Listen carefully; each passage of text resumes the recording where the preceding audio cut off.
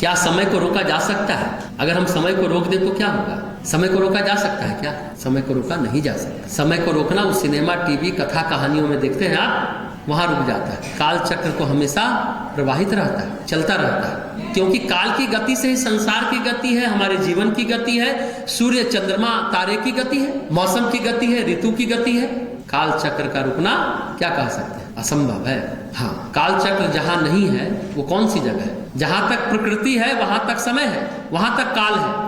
प्रकृति के पार चले जाएंगे आप, तब आप काल चक्र के उस चक्र से, उस ऑर्बिट से बाहर आ जाए। जहां तक प्रकृति है वहां तक काल है, वहां तक समय है। लेकिन समय का गतिमान भी धरती पर अलग अलग है, नहीं है? अभी यहाँ सुबह हुआ है, अमेरिका में शाम हो गई होगी, रात हो गई होगी। नॉर्वे एक जगह है, जानते हैं? वहां तो 22-22 घंटे सुबह रहती है, या 6-6 महीने सूर्य उदय रहता है। गतिमान अलग अलग होता है, लेकिन समय की गति होती है, समय रुकता नहीं है।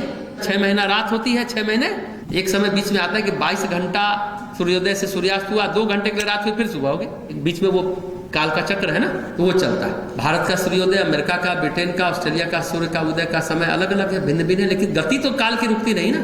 3 चीजें होती हैं: स्थान, समय और कर्म। मनुष्य के जीवन में देश, काल और कर्म जिसे कहते हैं। कर्म का मतलब घटना चक्र, परिस्थिति, और काल के अनुसार घटना चक्र करते हैं। आप जो कर्म करते हैं निर्धारित समय के अंदर आपको करना होता है। हाँ, जहाँ प्रकृति का अस्तित्व नहीं है, जैसा हमने कहा, वहाँ काल चक्र नहीं है। कहाँ है वो जगह?